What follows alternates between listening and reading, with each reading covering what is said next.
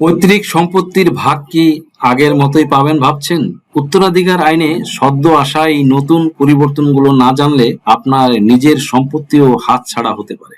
সাবধান, উত্তরাধিকার সম্পত্তির বন্টন পদ্ধতিতে বড় সড় রদবদল এসেছে। আজই পদক্ষেপ না নিলে আপনার ভাগের জমি চিরতরে চলে যেতে পারে অন্যের দখলে, আর আপনাকে সারা জীবন ঘুরতে হবে কোর্টের বারান্দায়। উত্তরাধিকার সম্পত্তি নিয়ে শরিকদের সাথে ঝামেলা? বন্টন পদ্ধতিতে আসা নতুন নিয়ম মেনে কিভাবে খুব সহজেই নিজের সম্পত্তির অধিকার আইনিভাবে সুরক্ষিত করবেন, চলুন ধাপে ধাপে জেনে নেওয়া যাক। Let's get started.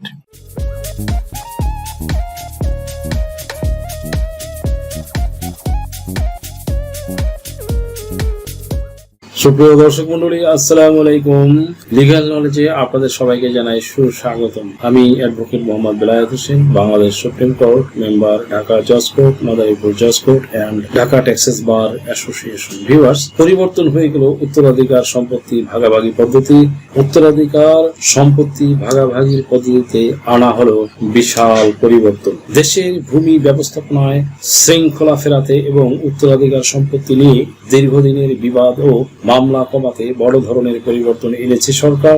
এখন থেকে উত্তরাধিকার সূত্রে প্রাপ্ত জমি বিক্রি, নামজারি, মিউটেশন বা রেকর্ড সংশোধন করার ক্ষেত্রে আপোষ বন্টননামা দলিল, রেজিস্টার্ড পার্টিশন ডিড তৈরি করা বাধ্যতামূলক করা হয়েছে। ভূমি খাতে সরকারের চলমান উন্নয়ন কার্যক্রমের ধারাবাহিকতায় উত্তরাধিকার সম্পত্তি ভাগাভাগি সম্পত্তিতে গুরুত্বপূর্ণ পরিবর্তন এসেছে, যা সাধারণ মানুষের দীর্ঘদিনের ভোগান্তি কমাতে সহায়তা করবে। পূর্বে উত্তরাধিকার সূত্রে প্রাপ্ত সম্পত্তি বন্টনের ক্ষেত্রে জটিল আইনি প্রক্রিয়া, দাপ্তরিক বিলম্ব এবং অস্পষ্ট নথিপত্রের কারণে মানুষকে নানা সমস্যার সম্মুখীন হতে হতো।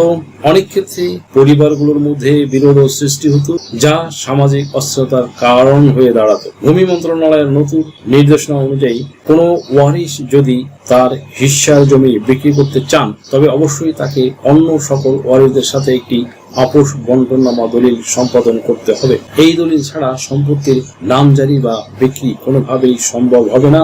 এর প্রধান লক্ষণ হলো ব্যক্তিগত ইচ্ছামতো জমি বিক্রি বন্ধ করা এবং সকল ওয়ারিশের সঠিক হিস্সা নিশ্চিত করা। নতুন নিয়মে বলা হয়েছে, নামজারি বা রেকর্ড সংশোধনের ক্ষেত্রে মালিকানা তখনই পূর্ণতা পাবে যখন তা বন্টননামা দলিল দ্বারা আইনিভাবে নিশ্চিত হবে। এছাড়া ভূমি অপরাধ প্রতিরোধ ও প্রতিকার আইন তথা land offence prevention and remedy act 2023 এর বিধিমালার অধীনে যারা জমি কেনাবেচার সময় এই নিয়ম অমান্য করবেন, তাদের বিরুদ্ধে আইনানুগ শাস্তিমূলক ব্যবস্থা গ্রহণ করা হবে।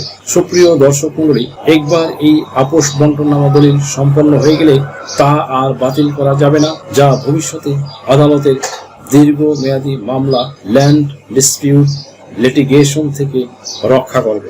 আপোষ বন্টননামা, রেজিস্টার্ড পার্টিশন ডিড দলিল তৈরি করার জন্য প্রয়োজনীয় কাগজপত্রের বিস্তারিত তথ্য নিয়ে আলোচনা করা যায়। 1 নম্বরে মূল দলিল বা ভায়া দলিল। সম্পত্তির মালিকানা প্রমাণের জন্য কর্তৃক বা ক্রয় সূত্রে প্রাপ্ত মূল দলিল এবং পূর্বের ভায়া দলিল সমূহ।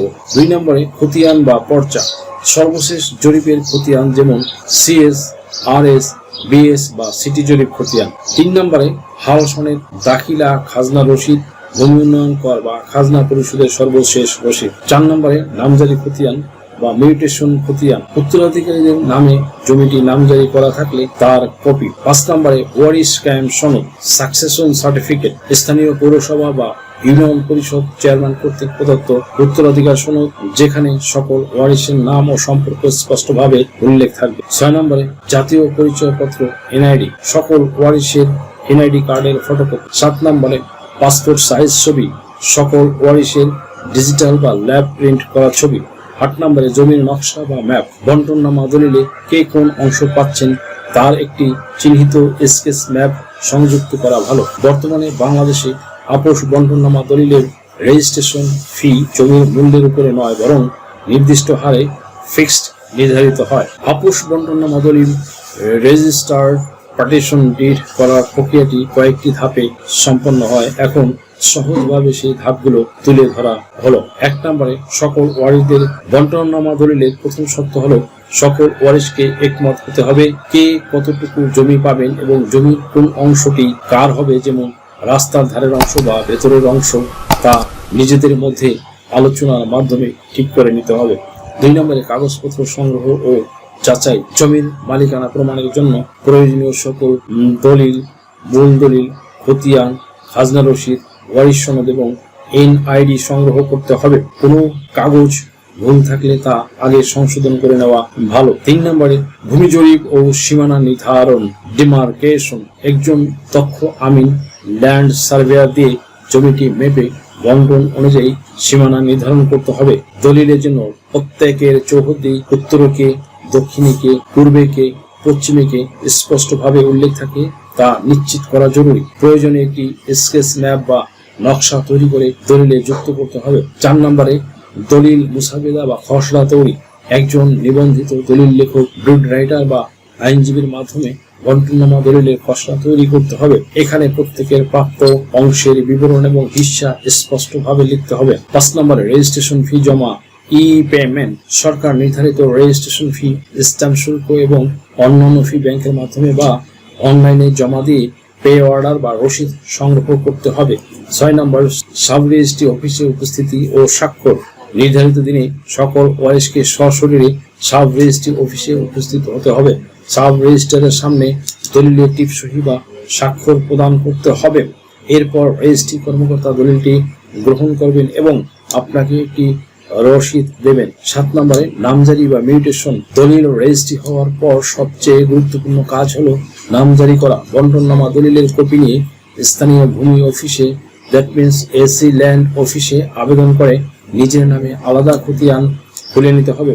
বর্তমানে বাংলাদেশের জমি কেনাবেচা বা উত্তরাধিকার সূত্রে পাওয়ার পর সবচেয়ে গুরুত্বপূর্ণ কাজ হলো নামজারি বা মিউটেশন। এখন অনলাইনে নামজারি করার সম্পূর্ণ নিয়ম সহজ ধাপে তুলে ধরা হলো। 1 নম্বরে ওয়েবসাইটে প্রবেশ। প্রথমে ভূমি মন্ত্রণালয়ের অফিসিয়াল ওয়েবসাইট land.gov.bd অথবা mutation.land.gov.bd এ প্রবেশ করতে হবে। সেখানে অনলাইনে নামজারি অপশন ক্লিক করুন। এরপরে ধাপে ধাপে কাজটি সম্পন্ন করুন। 2 নম্বরে আবেদন ফর্ম পূরণ। আবেদন ফর্মে জমির বিবরণ, মৌজা, খতিয়ান নং, দাগ নং, আবেদনকারীর তথ্য, নাম, ঠিকানা, NID এবং দাতা বা পূর্ববর্তী মালিকের তথ্য সঠিকভাবে পূরণ করতে হবে। 3 নম্বরে প্রয়োজনীয় কাগজপত্র আপলোড। আবেদনের সাথে যেসব স্ক্যান করা কপিগুলো PDF বা JPG ফরম্যাটে আপলোড হবে তন্মধ্যে মূল দলিল, ভায়া দলিল, সর্বশেষ খতিয়ান, BS বা RS, ভূমি উন্নয়ন কর বা খাজনা রসিদ, উত্তরাধিকার সূত্রে হলে ওয়ারিশ সনদ ও আপোষ বন্টননামা দলিল, আবেদনকারীর পাসপোর্ট সাইজ ছবি ও NID। 4 নম্বরে ফি জমা দেওয়ার পেমেন্ট। আবেদন ফি, কোর্ট ফি 20 টাকা প্লাস নোটিশ জারি ফি 50 টাকা, মোট 70 টাকা। অনলাইন পেমেন্ট গেট ওয়ে, বিকাশ, নগদ, রকেট বা কার্ড এর মাধ্যমে জমা দিতে হবে। পেমেন্ট সম্পন্ন হলে আপনি একটি আবেদন নম্বর, অ্যাপ্লিকেশন ID পাবেন। 5 নম্বরে শুনানি ও যাচাই। আবেদনটি ইউনিয়ন ভূমি অফিস এবং পরবর্তীতে AC ল্যান্ড অফিসে যাচাই হবে। সবকিছু ঠিক থাকলে আপনাকে মোবাইলে SMS এর মাধ্যমে শুনানির বা হিয়ারিং এর তারিখ জানানো হবে। শুনানির সময় মূল কাগজপত্র নিয়ে AC ল্যান্ড অফিসে উপস্থিত হতে হয়। 6 নম্বরে চূড়ান্ত ফি ও খতিয়ান সংগ্রহ। অনুমোদন হওয়ার পরে খতিয়ান ফি 1000 টাকা এবং DDC ফি 100 টাকা, মোট 1100 টাকা অনলাইনে জমা দিতে হবে।